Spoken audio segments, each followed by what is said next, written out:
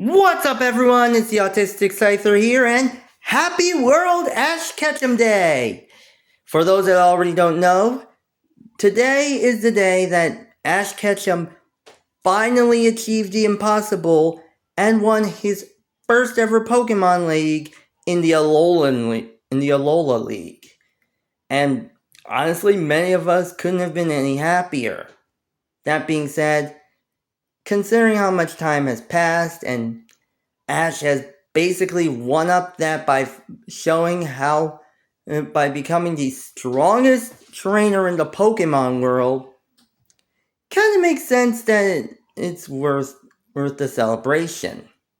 That being said, even though after all this time his time as the protagonist has passed, and while Pokemon Horizons has basically taken over, I think it might make sense to take a look back at some of Ash's feats.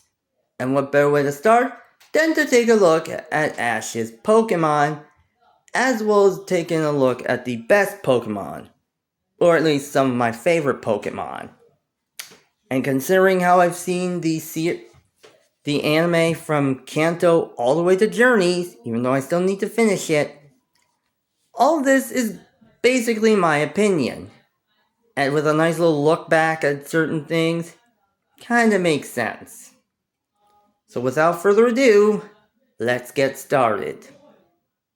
Starting off first at number 10, we have of course, Gibble.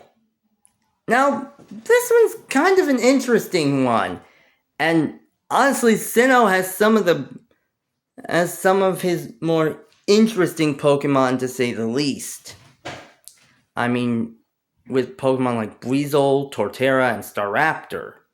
And a certain other Pokemon that may show up in the later half of this list. Hint, hint. That being said, one of the most interesting Pokemon that Ash has ever captured was, of course, Gibble. And honestly, in all fairness, the only one with a member of the Gibble line at that point was Garchomp. So seeing Ash with Gibble really was kind of surprising. And this is a Pokemon whose main thing is just bite everything, which is kind of funny to say the least. And keep in mind, I like how a lot of his Pokemon are considered, well, kind of comedic relief. And I'm talking like Pokemon like Oshawott, Rowlet, Corphish. Pokemon like those. But Gibble was on a whole different level. Namely when it came to learning and mastering Draco Meteor. And always hitting Piplup in the process. It's a running gag that always makes me chuckle. That being said, I'm kinda disappointed he never evolved his Gibble. Seriously, he would have done so well having a Garchomp on his team, or at least a Gabite. So that one always kind of bugged me. But either way, Gibble's still one of the few that kind of prove that if Ash gets a Dragon-type Pokemon, it always has to have some form of quirk that makes it endearing. Moving on next at number 9, we have Primeape. Yep, here's another one that most people would have expected more from. Primeape. And granted, this one's the shortest Pokemon. This one's a Pokemon he had for the shortest amount of time. And this is kind of a weird one, but honestly, you would have thought he would have had for longer. And the fact of the matter is, the episode that he captured Primeape in was basically interesting. Especially since he captured it as a Mankey. And basically the thing was a troll. Like, And besides stealing his hat, not only stealing Ash's hat, but also basically mocking his usual mannerisms. That's just hilarious. And the fact that it turned from a troll as a Mankey to a complete and utter rage goblin as a primate really does say a lot. Which is kind of interesting when after the P1 Grand Prix, when he finally ended up controlling Primate, and they ended up defeating Anthony's Hitmonchan. It makes no sense why he left him with Anthony to train to become the best, and didn't come back for him. Seriously, he should have at least come back for Primate by the time of aim to be a Pokemon Master, because they did that with Pidgeot and Butterfree.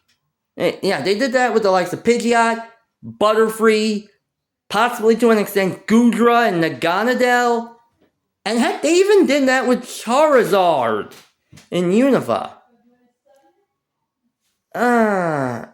Also, even with that, would have made more sense to basically showcase Annihilate early, because, come on. Gen 9 was right on the horizon, so seeing Annihilate make its first appearance would have been an interesting way to tie both series together. Ah, boy. Moving on next at number 8, we have Lycanroc.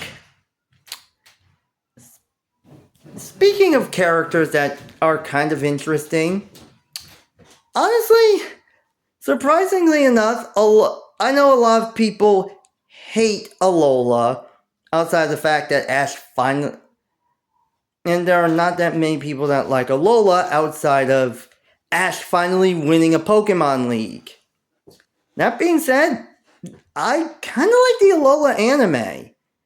And while certain Pokemon I'm surprised he didn't capture, honestly, the fact that he captured Rockruff really does say a lot. As basically before he captured it, the fact that Rockruff had kind of a nice little friendship with Pikachu really does say a lot. That being said, yeah. Honestly, it kind of makes sense since Rockruff's kind of the sort of precious doggo of the group. And honestly, even with that, Lycanroc, its evolution into Dusk form Lycanroc was, I think, kind of one of the ideas that led me to using a Dusk form Lycanroc when I did a Scarlet and Violet Professor Oak's challenge. All within Pokemon Scarlet, mind you. Yeah. That being said, Lycanroc is a solid battler, and seeing it give its all in battles against some of the most amazingly tough bosses, like Nanu's Alolan Persian, and even Gladian's own Lycanroc, really does say a lot. I mean, heck, the fact that it even faced off against Olivia's midday form Lycanroc, I think it may have kind of implied that Dusk form's the superior Lycanroc form. Plus, the fact that Lycanroc basically has a bit of its own personality where it gets a little upset whenever it gets dirty, which for anyone who has their own dog, they know that doesn't seem that that loves to get dirty. They know how dirty these things can get. As if you ever have a dog that goes out and rolls around in the mud, yeah, they will get mad their fur will get matted down. And again, honestly, I'm surprised his Alola team didn't come back to Kanto with him, which honestly would have been an interesting gain a bit of an interesting interaction with certain Pokemon. I mean, heck, maybe would have had an interesting interaction with Ash's Lucario. Kind of funny when you think about it.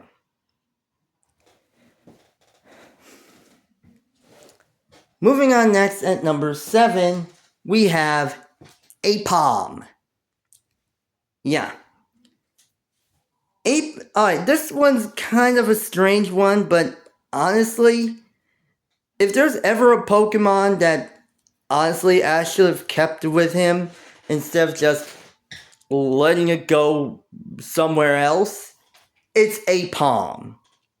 Yeah, Primeape was one thing, but Apom is a whole nother can of worms. As I think everyone who's seen the Battle Frontier anime knows how much of a little gremlin this monkey was. Basically, constantly, he's stealing Ash's hat, even before she ended up getting captured. And basically, this thing is the epitome of the term cheeky monkey. And honestly, it really does say a lot. Because it was the, I guess I'd say the cornerstone to Ash's battles against gym battles against Rourke and Gardenia at the start of the Sinnoh League. Which really does say a lot. Granted, I get why Apom basically wanted to go with Dawn, since basically it still had an interest in contests compared to Buizel, who had an interest in battles. But yeah, in all fairness, Apom could have at least still been in contests if it was a part of Ash's battle. And this is because Ash was in contests. So, yeah, it really does say it really makes no sense. Plus, the only time I realized how much it liked contests was because it wanted bananas. Yeah. Of course it would. Moving on next at number 6, we have, of course, Lapras. Yeah. Did not think I would do one for Orange Islands, but honestly, as much as a lot of people don't know, I like the Orange Islands arc. Like, a lot. And mostly, this is naturally due to how he mostly rides around on Lapras. Which of course, seeing how Lapras has served as a bit of a transportation really does say a lot. That being said, while Lapras didn't get that many battles in, honestly, it's fair to say if Lapras had stuck around past the Orange Island and as a part of Ash's team, past the Orange Islands arc, it would have been an interesting little battler. Since its only win was against Drake's Gengar, and it ended up in a tie. So, yeah, really does say a lot there. However, that being said, Lapras does have a nice little personality that basically starts off as kind of a, proof that it was just a baby when he joined Ash's team. And seeing it return in Johto before the Silver League conference honestly showed how much it grew as a result. And honestly, the only other one we saw was Naganadel. And do that was Naganadel, and it works quite perfectly as a result. So, yeah. honestly, sad it didn't stay as a part of his team, but yeah, what are you gonna do? This is continued in part 2.